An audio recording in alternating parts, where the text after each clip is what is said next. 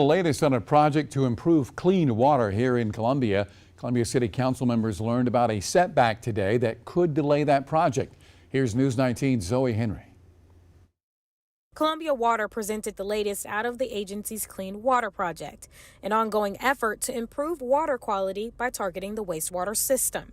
We're finding problems. That's why we're out there. And typically those problems are on the city-owned portion of the sewer system, and so we can fix them.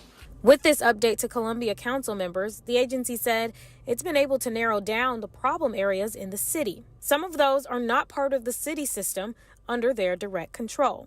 Occasionally we find problems on the private side of the sewer system, and just to kind of highlight for anybody. According to the presentation, this is on private property where homeowners manage the sewage and plumbing on their own properties.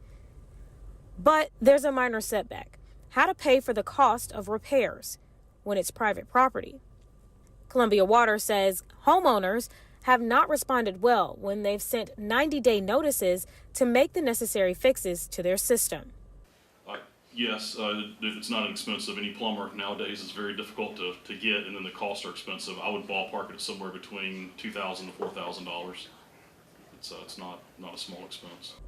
Councilman Edward McDowell says while the sewage problem impacts many, it may negatively impact homeowners who can't afford this change at all. How do you do that? How do you finance that? Is there assistance? And one of the things that I am interested in making sure that while there are perhaps residents who could assume those expenses, there are residents that can't. Columbia Water plans to make large improvements over the next 4 to 5 decades, and the first step is private sewage repairs. So far, the agency sent 2 90-day notifications to homeowners.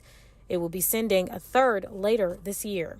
In Columbia, Zoe Henry, News 19, WLTX. And council members will continue discussion about deciding how low-income home buyers will pay for sewage repairs.